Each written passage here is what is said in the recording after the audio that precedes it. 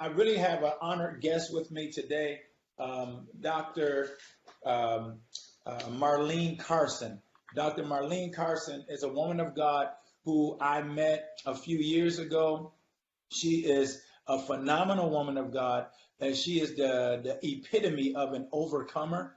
But not only is she an overcomer, she's a thriver. Now she is a modern day Harriet Tubman. That's what I consider. When you see her, you see Harriet Tubman. She needs to be on the $100 bill. And it's a phenomenal woman of God. She leads a ministry called the Switch Anti-Trafficking Network. And she has been training our missions workers for the last few years. And she goes around the churches. When we met her last year, she said no black churches had invited her to anything. But since then, she's been in a lot of Church of God in Christ churches. And after this, I believe you need to have her at your church, your block club, your fraternity, your sorority, your whatever, your school, PTA. You need to have this woman of God. But you'll understand why in a few moments. But this is serious. I really, really, really need you to share this today. When I first met you, you shared your very personal and very transparent testimony, which it was at the AIM convention in 2018. And Yes. I cried, and everybody in the room cried, just hearing your story. I don't know if you feel like sharing that today or just sharing a bit of your testimony, because I think it opened my and everyone else's eyes to really have a face, but really understand really what it means to be, what human trafficking means and how it impacts us. Absolutely. So I think the reason why people they don't know what it is, or it's too close to home. Some people have grown up in cultures where they saw exploitation, they just didn't recognize it. And so my family grew up in that culture. We were raised in church, though. I had a praying grandmother. I had both parents in the household. I'm the youngest of 5 siblings. And so at 13 years old, a couple moved into our neighborhood. They looked just like a regular couple, African-American man, a Caucasian woman. They didn't have any children.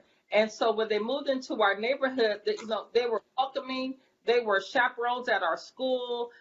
They played cards. Back then, they went to cabarets. And so our parents went to cabarets with them. It was a community. I lived in a community, Bishop, where if you got in trouble down the street, you're going to get a whooping all the way home. And so Right. we lived in a very tight-knit community. And so this couple, when I was 13 years old, they asked me to ask my mother if I can go to the zoo. Well, I live in Columbus, Ohio. The zoo is not that far from the north end of Columbus. No problem, you can go to the zoo. When I turned around 14, they ask your mother if you can go to Kings Island. Kings Island's not that far. Hour and a half down the street, no problem. But we noticed, and we really weren't paying attention back then.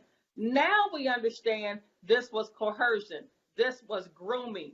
We didn't even know those terms. And it wasn't just myself, Bishop. It was 4 girls. It was 4 of us. So it was me and 3 of my friends. And so when I turned 15, when I turned right around 15, they said, ask your mom, can you go to Cedar Point? Well, Cedar Point is 2.5 hours away. And those trips, ladies and gentlemen, started being further and further and further away.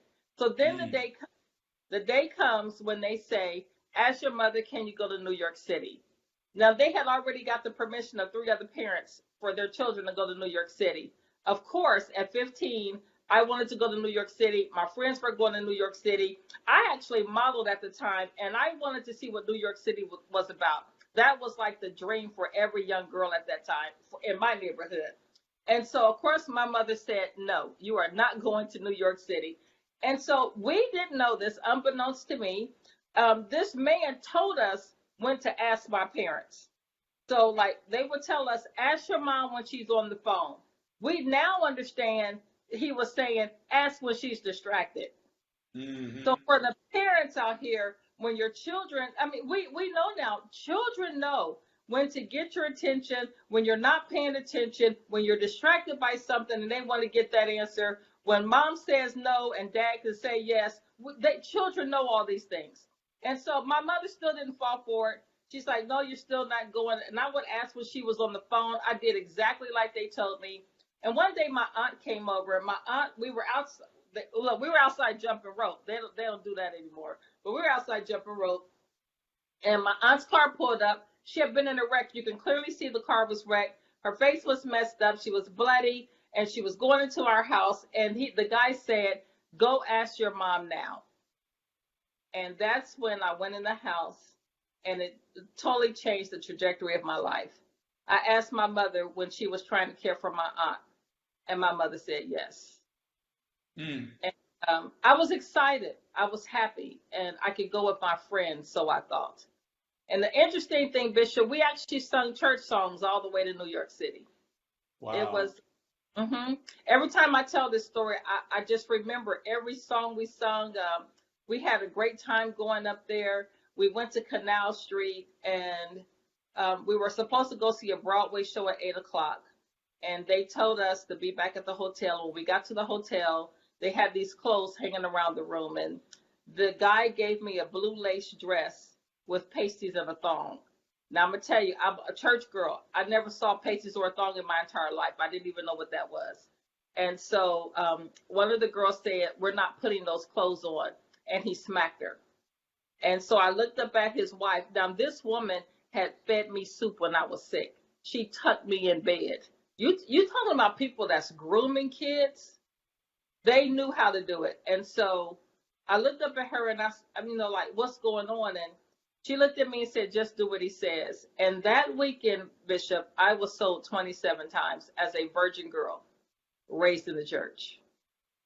I died that weekend, seriously. Every dream, every vision, every desire, the trust I had in people, in God, it died that Friday. My God. Mm-hmm. You said that you get to New York and they forced this upon you all, and you lost your virginity by being sold to 27 different men. They take all the money, and you're basically raped, and now you're stuck in this thing. And that's exactly what it was. It was, we understand human trafficking, but it was rape, and it's violent rape. That's exactly what it is. Yeah, they sugarcoated it, in my opinion, but it's rape. Mm-hmm.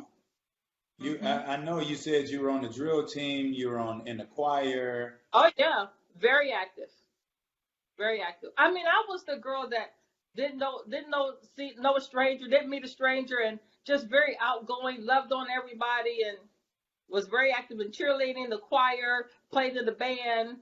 I was the perfect kid. So then what happens from there? This horrific weekend that killed you that weekend, killed every dream, every goal, everything you ever had in your life. What happened from there? Did you try to run away, or I mean? Oh no. So I didn't try to run away, and they told us never to get in the car with two guys. Well, one of the other girls got in the car with two guys that took her from New York to Connecticut, and I've never seen her from that day to this one. I know she's not dead, but they abused her very badly and left her in an abandoned building, left her for dead. So we came back to Columbus. 4 of us left to go to New York. Only 3 of us came back. So that put more fear in us because we didn't know where the other girl was. We thought they killed her. They're whispering back and forth. They're telling us that we better not say nothing, that they would kill our mother, that they threatened our lives. They threatened our siblings' lives. And so, I mean, we're 15. You know what I'm saying?